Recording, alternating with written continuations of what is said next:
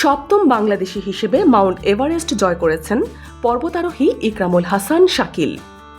দুঃসাহস, পরিশ্রম আর অবিচল মানসিক শক্তির প্রতীক শাকিল ২০২৫ সালের মে মাসে জয় করেছেন ৮,৮৪৮.৮৬ মিটার উঁচু মাউন্ট এভারেস্ট। বলা হয় এভারেস্ট জেতা মানে নিজের সীমা অতিক্রম করা, আর শাকিল সেটি করেছেন বুক ভরা সাহস নিয়ে। তার এই অভিযান ছিল শুধু একটি পর্বত জয় নয়, এটি ছিল দেশের জন্য গৌরব এনে দেওয়ার লড়াই।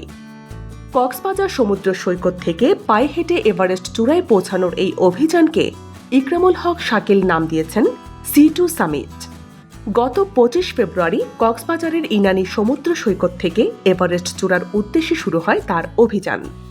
তিনি ১,৪০০ কিলোমিটারেরও বেশি পথ হেঁটে গত ২৯ এপ্রিল এভারেস্ট বেস ক্যাম্পে পৌঁছান।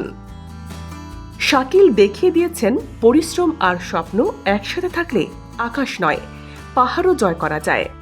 তার এই অর্জন এখন অনুপ্রেরণা হয়ে থাকবে হাজার তরুণ তরুণীর কাছে।